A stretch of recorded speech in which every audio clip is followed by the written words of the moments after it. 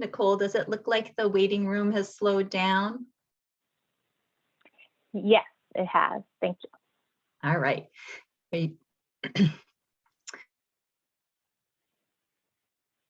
Welcome, everyone.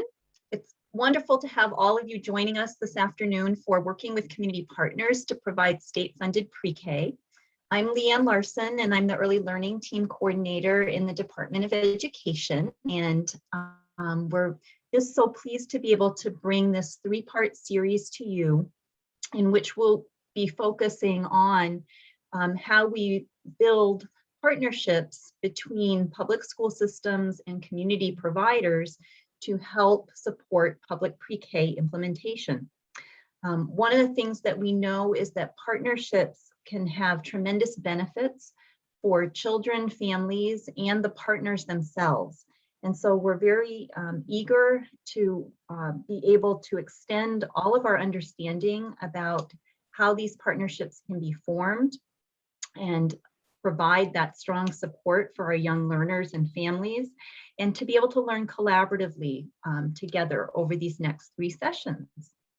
So first off, we want to do a quick round of introductions from members of our early learning team who will be working with you over the next few weeks. So I've introduced myself already. I'm going to turn it over to Nicole Medore. Good afternoon, everybody. I'm Nicole Medore. I'm the Early Childhood Specialist at the DOE.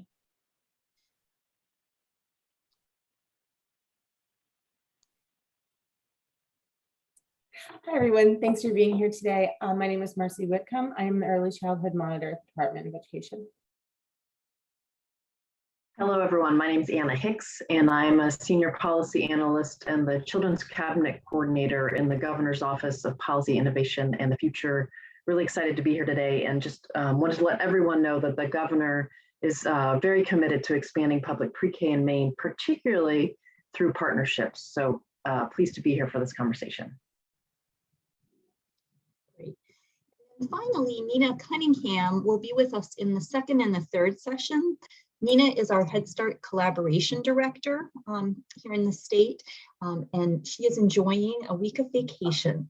So we will look forward to having her with us next week. So let's start with just a few quick housekeeping reminders.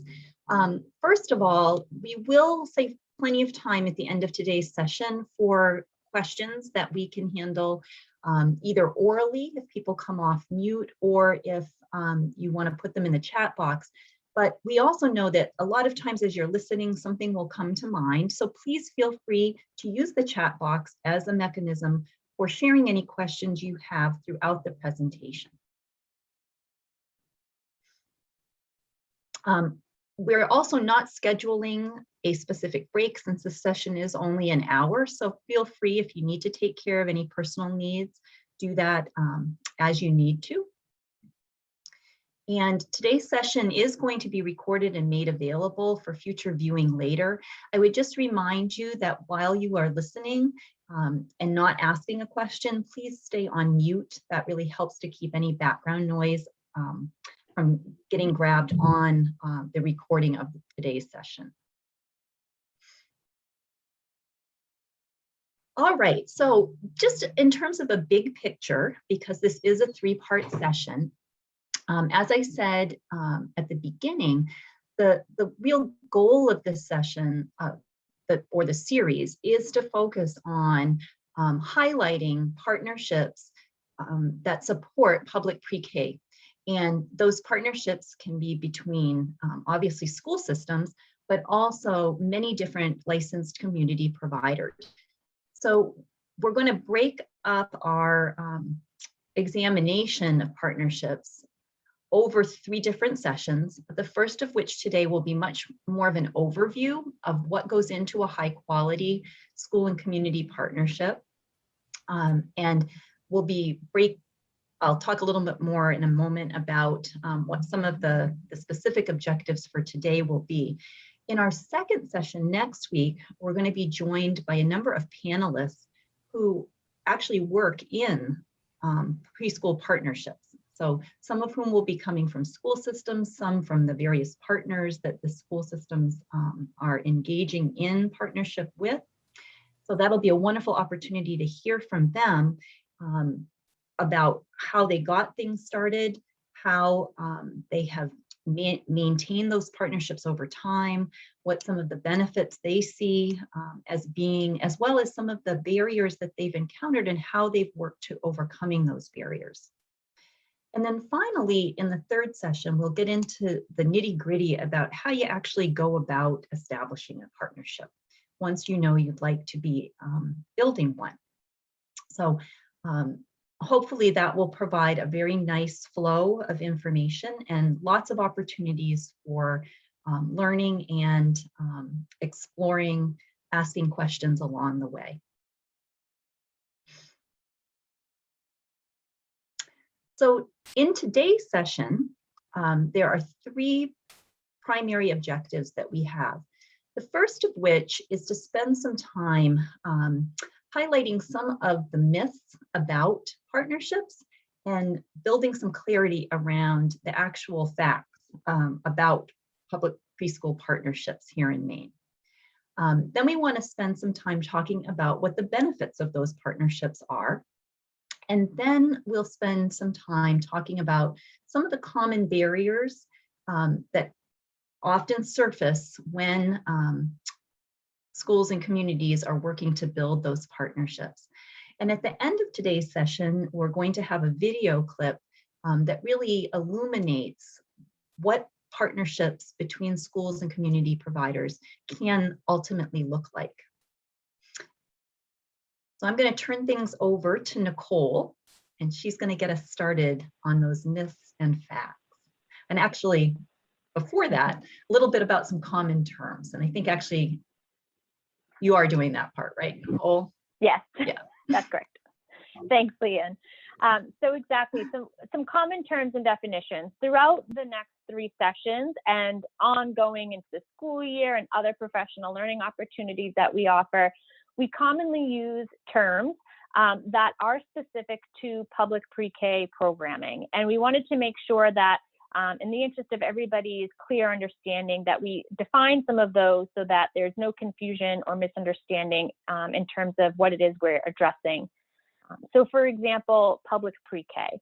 So this is a common term that at the Department of Education we use multiple times a day in all of our conversations. And what we mean by public pre-K are those programs that exist in the public schools, so in an approved Maine public school, and they receive funding through the EPS formula for their enrolled pre-K students.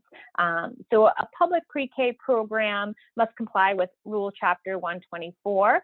It also must be free to all that are enrolled. So it's not a program that would cost parents any amount of money to attend. So in this presentation, pre-K also refers to a public pre-K program.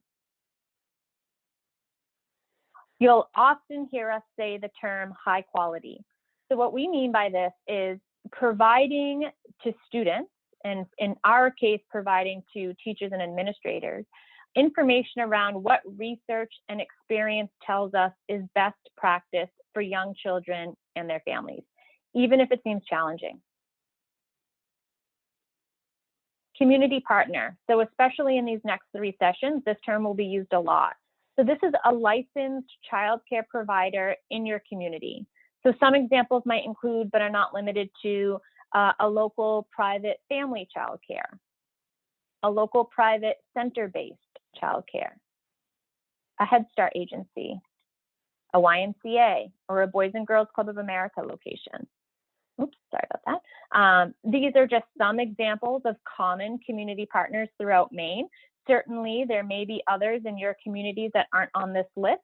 As long as they're licensed through the Office of Child and Family Services, which is a branch of DHHS, then they would fall under this category of community partner. QRIS is our 4-step quality rating and improvement system. Currently, it's a 4-step system and is optional. However, we're moving towards a 5-star system.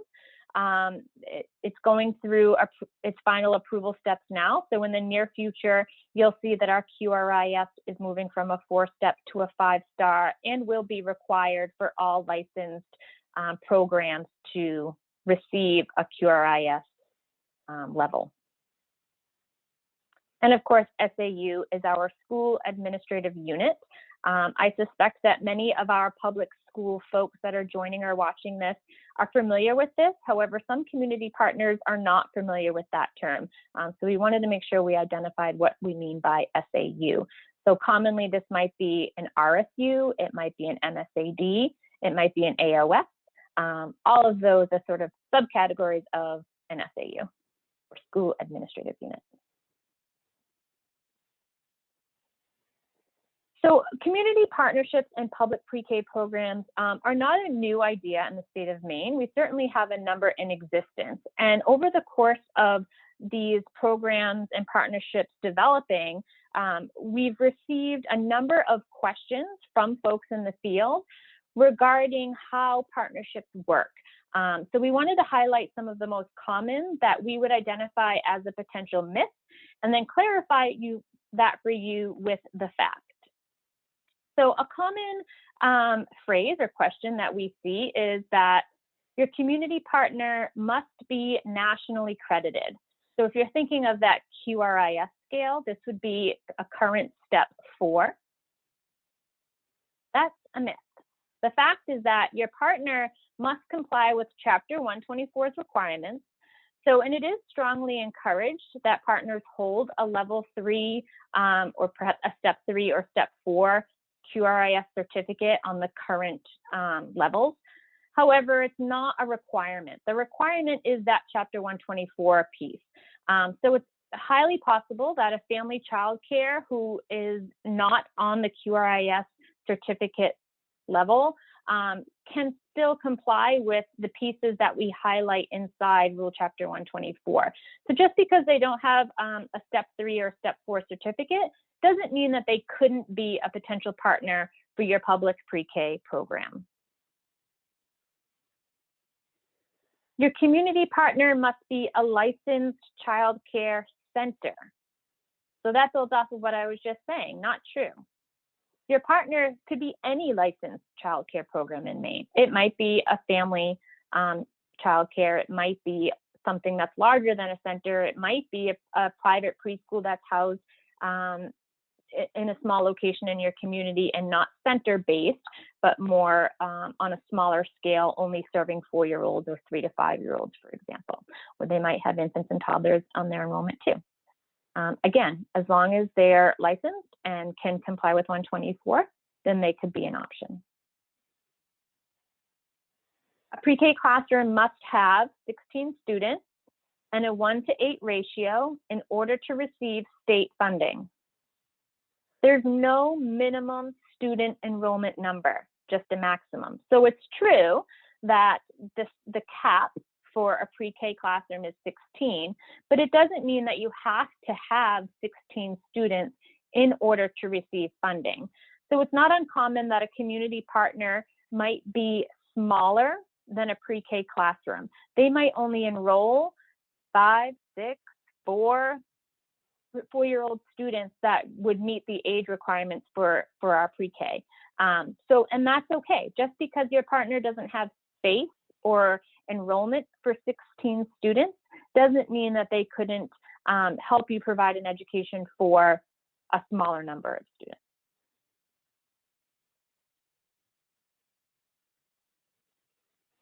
Your community partner must only serve pre-K aged children. So similar to kindergarten, students must be 5 to enter kindergarten by October 15th. In public pre-K, students must be 4 by October 15th of the current school year in order to be enrolled and eligible for funding through the EPS formula. But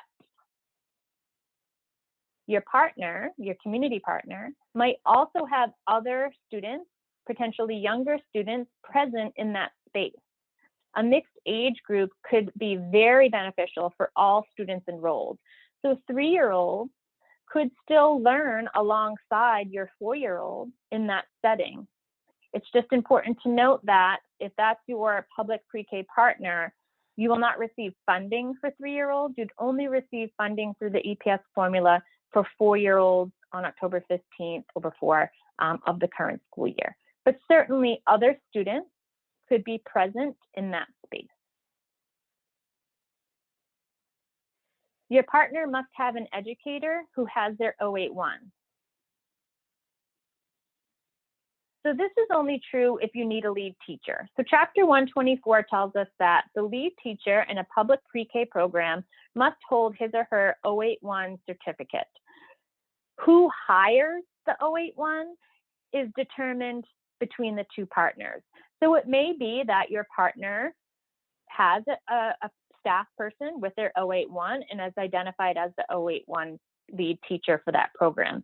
It might be that the school, the SAU, hires the 081 or has somebody on staff with their 081 who can then go into the community partners space to provide the programming that's required for their pre-K students. So the 081 role should be present. However, who hires that role is determined within the two partners. Chapter 124 requirements trump all other licensing and Head Start requirements. That also is not true. So inside a partnership, compliance to all necessary licensing standards must be discussed and addressed. So it's true that Chapter 124 was written to align as best as possible with childcare licensing standards. So for the most part, there shouldn't be any real barriers between meeting both with a community partner. There may be a few pieces here and there that would need to be discussed and figured out between the two entities. However, Head Start requirements may exist with a Head Start partner, and those will need to be addressed. Chapter 124 requirements exist and will need to be addressed. And if they're a private licensed setting, then those standards will need to be addressed. They should work together nicely. There shouldn't be anything too earth-shattering, but one does not trump the other. They're all present and facilitated throughout the partnership. I'm just going to pause there for a moment to let some of that information sink in before I move on. Now is a great time to ask any clarifying questions regarding these myths and facts.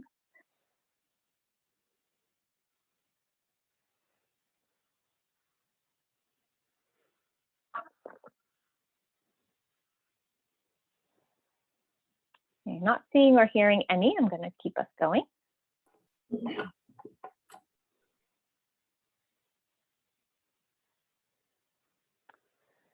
So like I mentioned briefly a moment ago, pre-K partnerships in Maine are not necessarily uncommon, and they're also not brand new. So our current information, our current data shows us that 25% of our public schools operate pre-K within a formal partnership. So a quarter of all approved pre-K programs operate with some type of a community partner. You'll see that the bulk of those, in fact, 90%, are partnerships with local Head Start agencies. And I can tell you that no two are the same. They all operate in a way that works for the Head Start agency and the local SAU. There's no one size fits all. It's truly a communication and a partnership to meet the needs of the students and the families in your communities the best way that both agencies know how. Of that 25% data point, 8% are with a private community partner. And then there's another 2% that might have both. Some of our programs offer Head Start classrooms as well as standalone classrooms, as well as a private community classroom. 2% is not a lot, it's a small number, but they exist.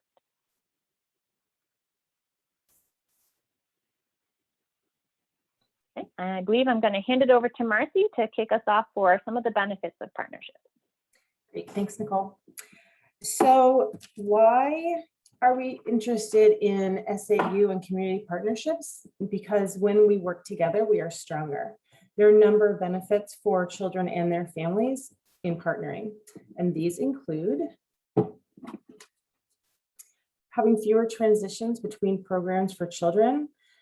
Consistent schedule and expectations help pre-K age children not only have an understanding of their day, but also lends to development of executive functioning skills and building strong and personal, social, emotional connections. The continuity of care through these less transitions enables children to build secure attachments with adults and peers, which gives them an opportunity for school success. Second, we have an increased choice for families. Having multiple options can enable families to choose what's right for them and their children's needs. Having shared resources between programs enables the sharing of materials, curriculums, assessment tools, knowledge, best practice, and it enriches the programming and also can help keep costs down. Educator collaboration and instructional overlap. When educators are working together to get to know students and bring expanded learning opportunities to all stages of development, they're building social capital and encouraging student success across the board. Shared professional development. I think we find a lot of times that in a lot of programs, there's maybe one, maybe two pre-K classrooms. And when that happens, there's not a lot of development that's specific and focused on pre-K for pre-K educators. So having shared opportunities between programs focuses on high quality practice and learning that's geared toward the pre-K age group. The potential for multiple funding streams is very important. This can be a very positive for both SAUs and their private programs as working together to build a good community partnership. And the ability to serve a higher number of students and families in the community around education and resources. And this is really important because we are working very hard toward a universal pre-K for all 4-year-olds in our state.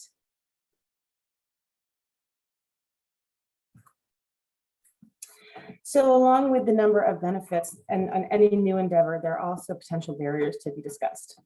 There's a lot to work through and break down as you build a partnership and as you continue to grow that partnership.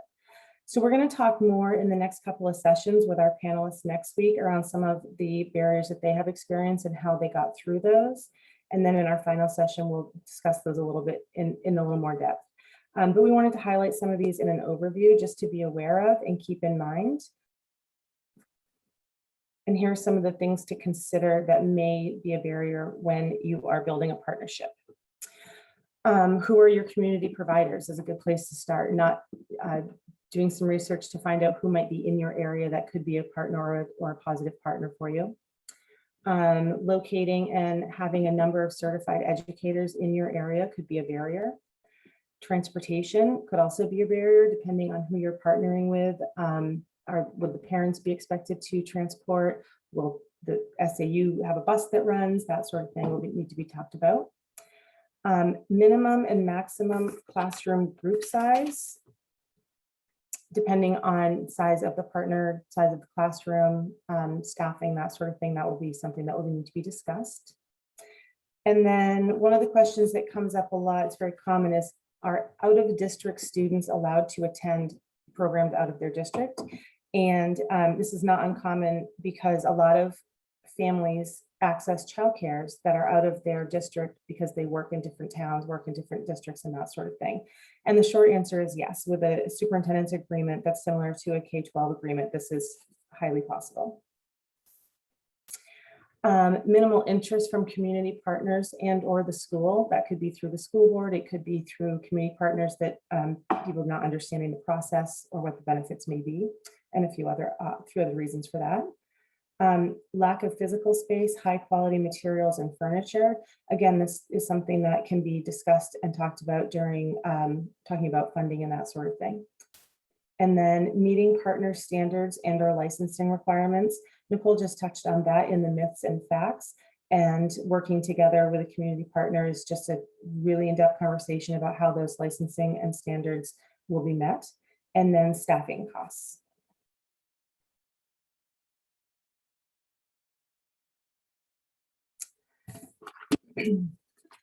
So Leanne had mentioned a video that we have for the end of our session. And this is a video that was put together by RSU1 and their community partners. This video was built, I want to say, around 7 or 8 years ago. And through those 7 or 8 years, they have continued to build strong partnerships and have changed partnerships. So this is a short video that will showcase their efforts and the importance of building partnerships. And I wanted to mention also that next week when we do our panelists, we do have representatives from both RSU1 and a community partner of theirs who will be there to talk about their process and answer questions. As I start the video, please let me know if the sound doesn't come through, and I will pause and make sure that that's fixed. So Marcy, if you could just give me a shout out if you can't hear it, please. Definitely.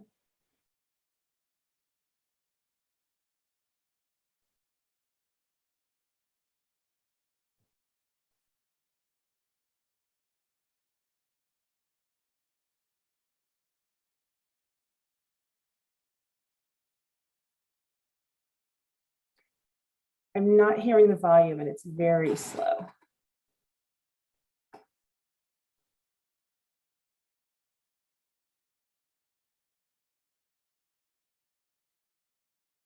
Videos through Zoom are often hit or miss.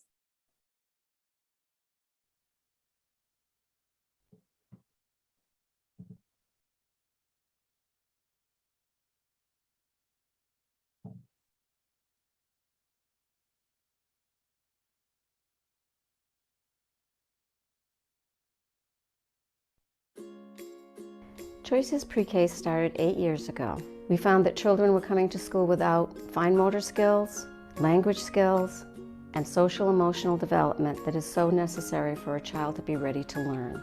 Based on these findings, we brought together the superintendent, principal, and teachers from the public school, along with community providers in the early childhood field, to talk about how we could create a program that would be beneficial to the children and increase the skills that are necessary for learning when a child comes to school.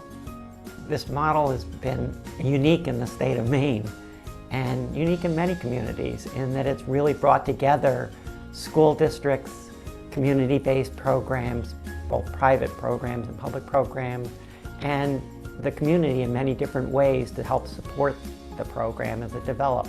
I have seen a great many children who have benefited from early childhood experiences like pre-K, and I'm convinced that it's now the time for communities across the country to act on these ideas. As we have developed the Choices Pre-K program, we have realized that we have brought silos together so that now it is an integrated program between the childhood, community providers, public pre-K providers, and the elementary schools, so that it is an integrated program rather than bridge gap between the two entities. Since we joined the Choices program, it's been one opportunity for me to begin to interact with. It's been a nice opportunity to be a little bit more involved in the school. We can benefit from this kind of partnership because you have the need all day but still want to be in a program. Some people just need that program itself. It gives economic benefit in the school system. And it's been pretty private business and public education. Instead of program in the public school, have tour with us before we move into the program and give them a chance to solidify their experience with us. My focus already had a good curricula, was enhanced by the school system. And so what it did was it allowed the children to really develop some skills, prepare them for it. Choices has expanded since that initial meeting of professionals 8 years ago to include over 120 children. Our eventual goal is to serve all 4-year-old families in the town's RSU1. I would say to the experience and of the research clearly demonstrates that children benefit not only in those first few of their school experience, but into their well into adulthood.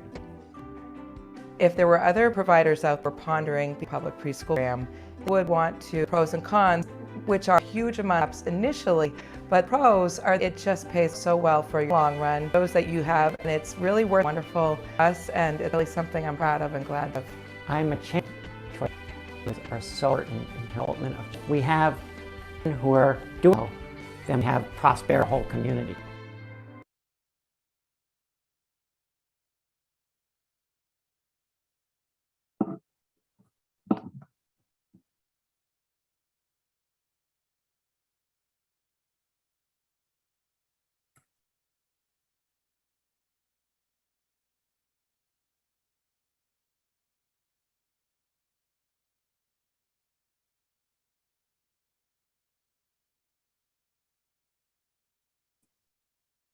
Nicole, we cannot hear you. Thank you. I'll start again. Hopefully that video was able to be seen and heard okay. I will pop the link to it, the Vimeo you can see down here on the bottom. I'll pop that in the chat box for folks to access later. I guess as an initial thought moving forward, if this video or some of the things that we've brought up so far as the myths and facts, the benefits, and the barriers of partnering, if any folks on the line today have thoughts about that, specifically, I would say about the video, what, if that's sort of new thinking or new concept for you, what sort of thoughts does it create for you moving forward in your own practice, you know, whether you're here as a teacher, as an administrator, as a community provider, what or how does that video spark for you? And I'm going to pop that link in the chat box while I give folks time to think.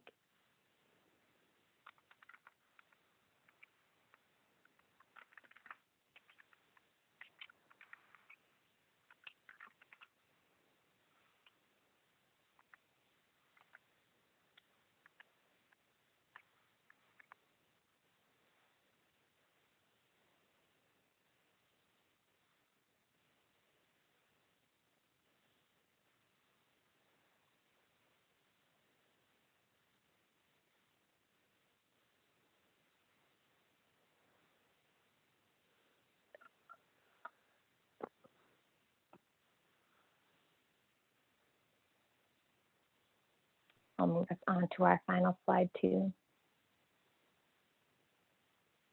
Nicole, do you know on that one? So it was RSU 1, and then do you know specifically who the community partners were? Was it a daycare or? Right. So in that particular video, there was a slide that showed who their community partners were and then where the public pre-K classrooms were located within their school buildings.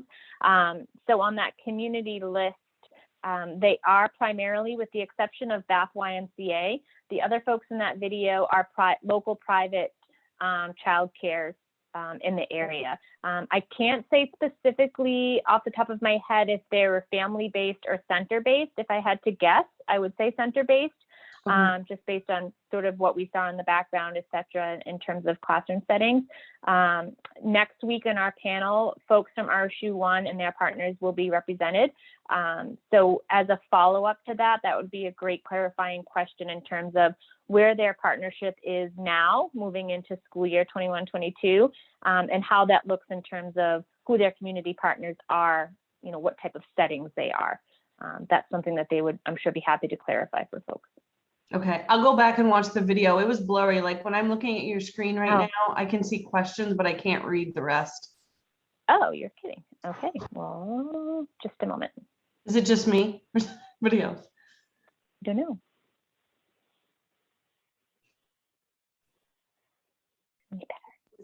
Blurry for a number of us. And it may have to do with the, you know, how fast it's buffering on your end with and how fast your internet is. Playing videos is often challenging. So I'm glad, Nicole, you put the link in, because then folks can call it up on their own, and that will be great to take some time to rewatch it. It's not terribly long. Okay. And that fixed it. I can read the screen now, Nicole. Okay, thanks, Angie, for letting me know that. My apologies, it's crystal clear on my end, so I had no idea it was blurry for other folks. But certainly, like Leanne said, check out the link in the chat to watch the video later. And I think it has to do with the way I'm sharing, so that's good for me to know as well. Not for anybody's concern here.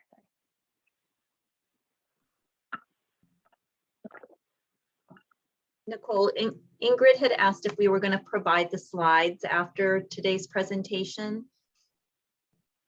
And I believe that we are going to, and we're also going to post the recordings for others to be able to tap into.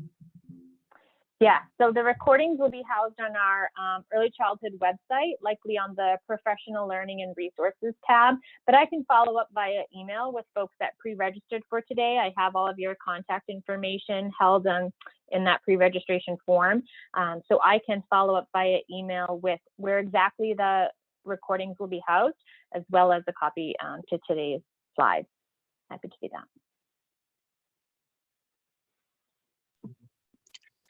So RSU1 did not have a pre-K program already. Is that correct?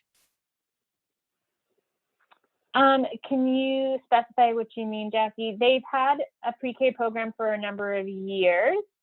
Do you mean they didn't have a standalone classroom before reaching out to community partners? Right. I guess that's my question. Did they have a standalone pre-K classroom prior to accessing community partners? That's a great question. And perhaps, Leanne, I'm not sure if you have background information on that. My understanding is that the program was started in collaboration from the beginning, but I certainly could be wrong on that. So you make it sound like they have multiple community partners. Is that correct? Correct. Okay.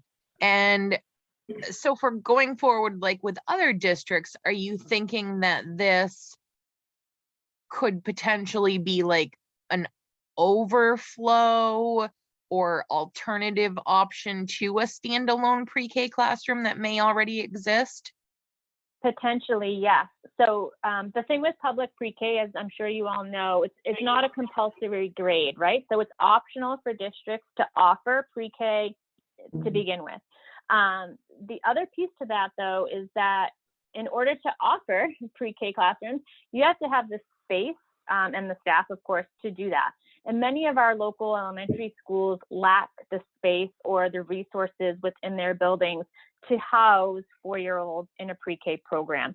So that's really where a partnership could come into play and really benefit the addition of a pre-K program in an SAU, because it doesn't have to be housed in a school building. It could be housed in a community setting or in a licensed community provider setting.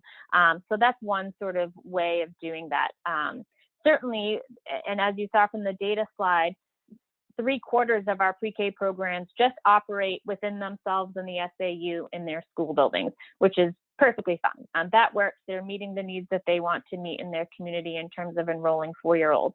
Other districts that are looking to start pre-K programs or expand their current pre-K offerings can't unless if they have a potential partner to accommodate that space and the need for enrolling more students that the space in their school can't necessarily house.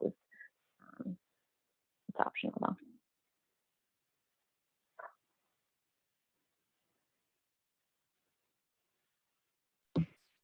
And I'll just add that the RSU1 programs include, just to clarify, they do include school-based programs and programs with community partners. So it's a nice mix to reiterate what Nicole said. Yeah, and that's just one example, of a partnership that exists already. Like I said, a number of them are with Head Start agencies. Some of them are housed in the Head Start buildings. Some Head Start classrooms are housed in the school building. It's truly, there's no one set right or wrong way of doing it. It truly comes down to the two partners and what's going to work best in terms of all the pieces that need to come together to get it up and going. Who's going to do what? I also wanted to throw in that RSU1 also partners with a Head Start agency. So they have, I think, 4 or 5 elementary schools in their district. I want to say 3 of them house public pre-K, and then they have other community partners, including the YMCA, private partners, and Head Start. So they kind of do everything. Right. I think for RSU1, it was really a goal across their community to try to be able to provide a universal approach for 4-year-olds. And well, we can certainly confirm next week with the folks on the panel from Bath. If memory serves me, I think they started with school-based programs, but realized they didn't have the space and capacity to meet the need, and that by reaching out and forming partnerships that provided that opportunity. And, you know, as Nicole said, for many of our school systems, they may be able to house a portion of their students in their elementary schools or some other school-based facility, but don't have capacity to reach the need that exists across the community. So thinking about partnerships provides that opportunity, and is also really a win-win in communities because you can offer a variety of approaches, and that helps to meet the needs of families and children that can be different depending on the context that exists.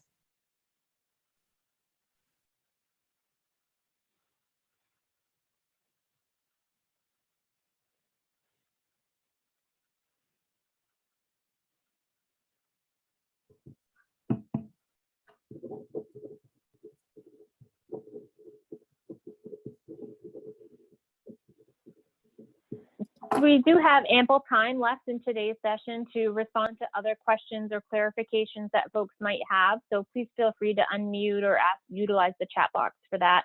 Our email addresses are also available here on the screen for anything that might come up for folks after the fact. So we'll stay on. Please don't feel like you need to stay on if you have other tasks that need your attention, but certainly other questions or clarifications are welcomed at this time. So please don't hesitate to ask.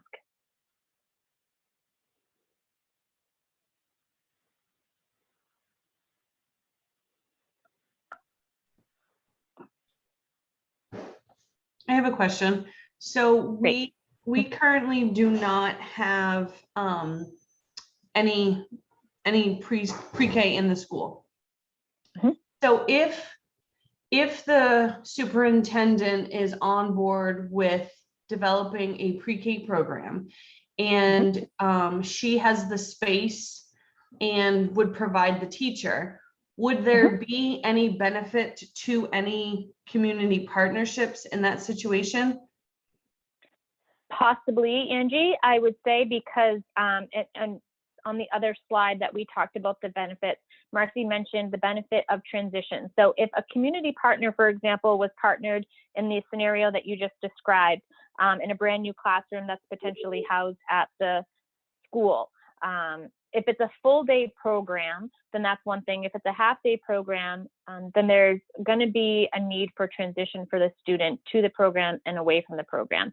And if it's housed in the school, then that's just an added transition for the student. Whereas if that program has the opportunity to potentially be housed in a community space, like a local childcare, then it's possible that that child could just attend that childcare if needed, if the family's working and they need childcare for the day. And so, for example, that child could go in the morning for childcare purposes, and then the pre-K program could be developed and implemented right within that setting, whether the owner has their 081 or perhaps the school sends in an 081 lead teacher to provide the instruction. And then once the pre-K program hours end, that child could still just be there for the rest of their childcare needs that the family has requested.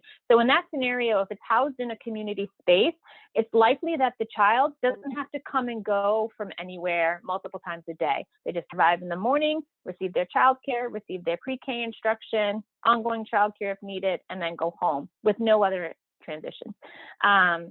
If it's housed in the school, if the SAU has the space, has the staff, etc., then certainly there may be a need for before and after care that might happen in the community setting. But the pre-K program instruction likely would just be what we consider a standalone classroom, which is fine. But depending on how many students you can accommodate in that space and how many students you are in the community that where there's a need for 4-year-old programming, then a community partner might come into play there. that make sense? Yep. And then so for the community partner, so we do have a private licensed daycare. She is an LLC though, so I don't know if that makes a difference, but okay. So her space is that she actually probably has less space than the school. But in that situation, for her as a business owner, I guess, well, would there be any benefit for her? I see the benefit for the kid. That I'm an OT, so obviously I can see the benefit for the kids, but to try to push a collaboration, what would be the benefit to that daycare provider to do that collaboration? It could be a couple of things. So if that daycare provider, it has her 081 certification and is the lead teacher, then that's one thing. So she would provide the instruction during the day. She would get, so again, there's no perfect way that this works. Commonly, what I would say as a broad picture, what happens is the SAU receives the funding for that child if there's a formal partnership in place.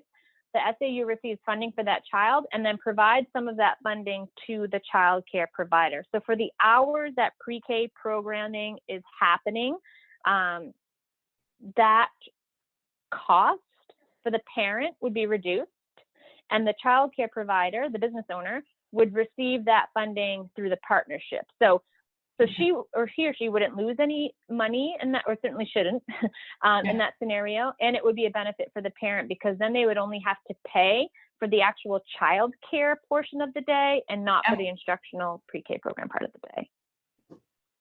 Thank you. That's very helpful.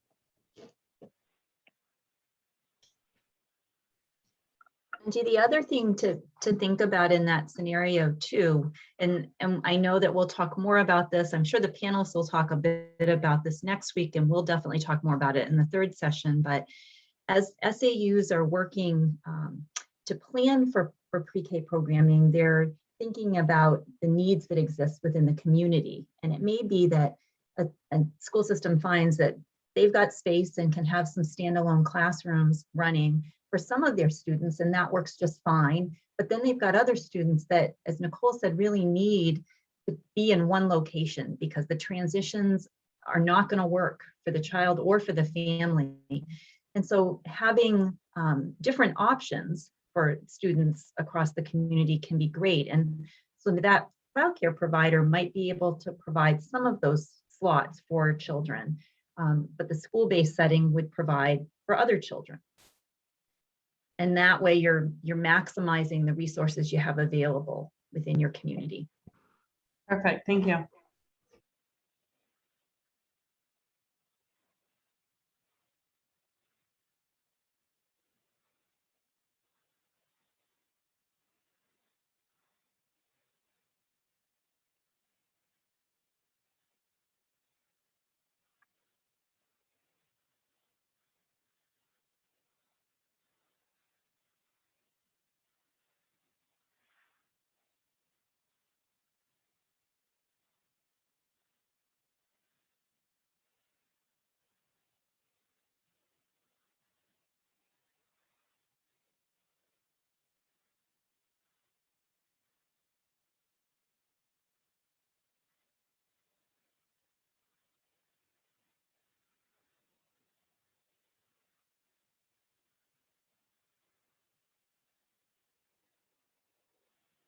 So just I'll add to, as we sort of aim to get wrapped up here, we've got about 10 minutes left, but as we approach session 2 next Wednesday with the panelists, we do have a set of questions and prompts to ask them, but there'll also be time after the fact for questions and clarifications from viewers additionally. So definitely be thinking over the next week, if you plan to join us, of what other clarifying specific questions to those that have lived this and continue to live these partnerships. Because, you know, we have ideas and like I said, prompts about what we think will help folks further consider this type of programming, but those that are walking the walk and actually doing the work in the field will be a huge resource for folks. So definitely come with any other questions that you might have specific to them. They'll be the best ones to answer.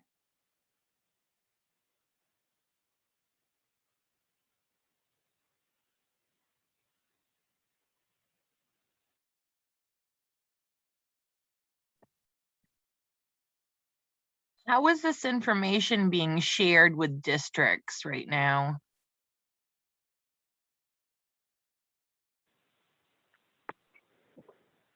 Do you mean,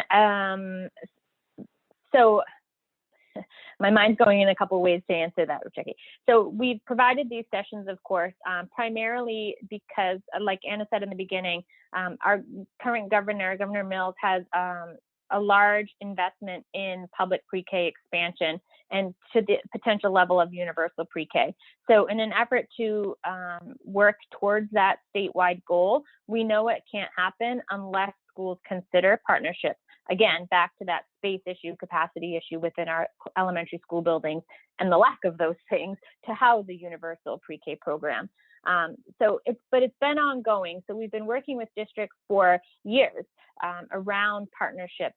Specifically, I would personally credit Head Start agencies for that because their presence is throughout Maine and often have a wide sort of catchment area of students and families that they work with. So up until this point, it's really sort of been at a like an as needed outreach basis. So depending on what kind of questions Nina gets from her Head Start directors, what kinds of questions and outreach we receive from SAUs, and we've been working with them on an as needed TA sort of basis.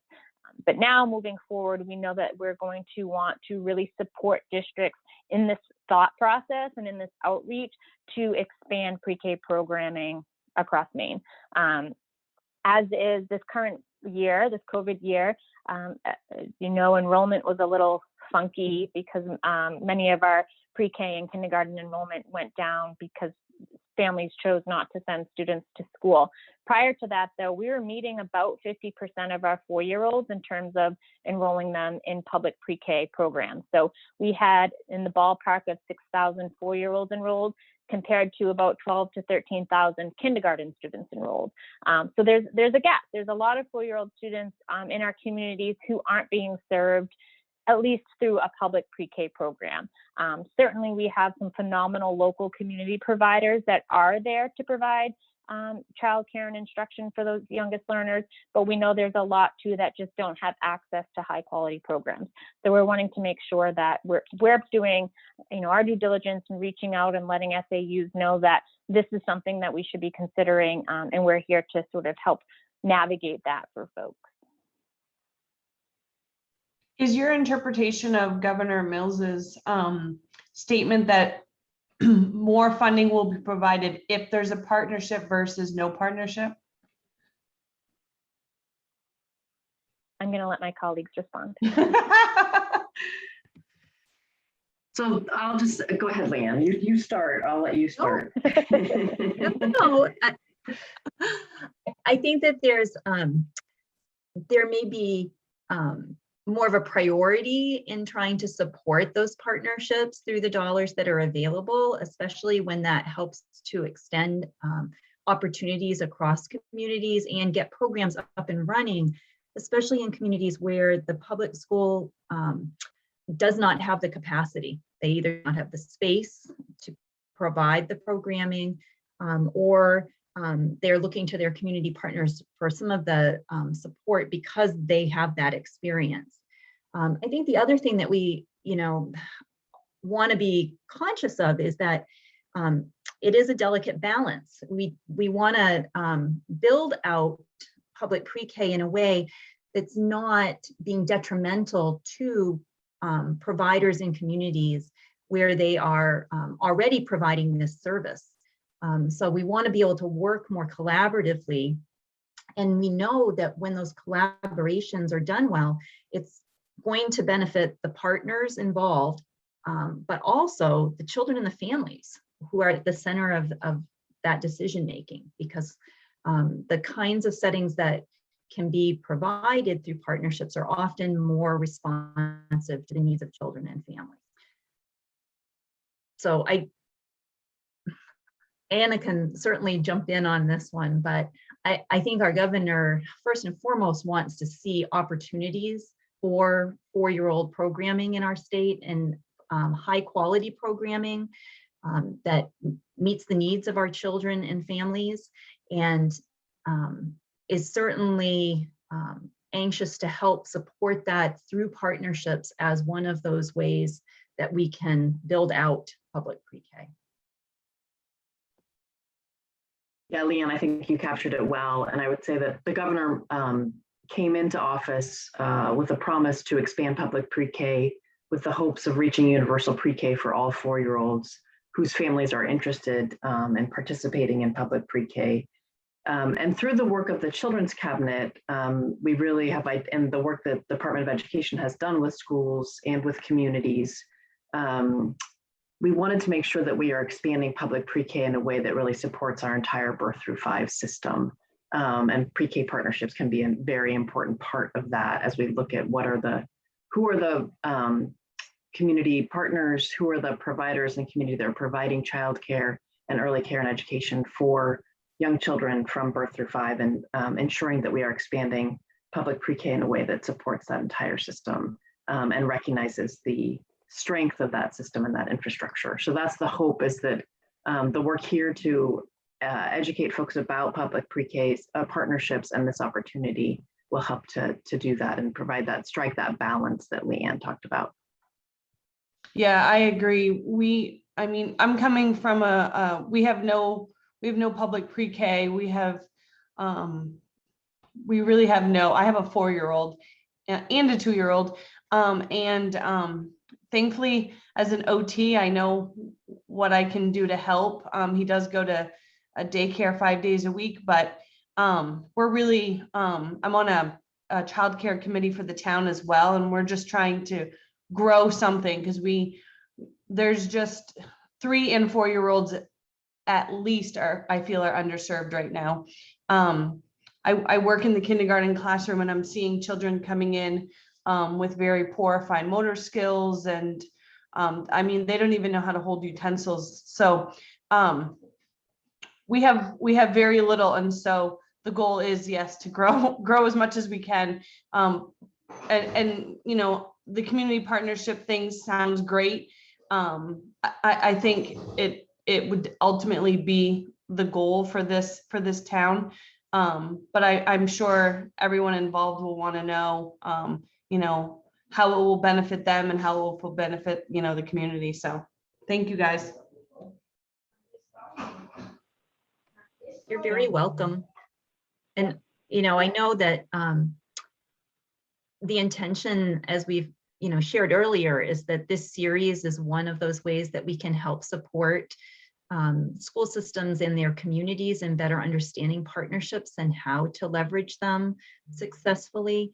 But certainly Nicole and Marcy and Nina are often available to provide technical assistance to communities. So sometimes they'll just, you know, when a community school system wants to understand more, they can have a conversation together with folks to think through and problem solve. That's another way communities can reach out and we can provide some support.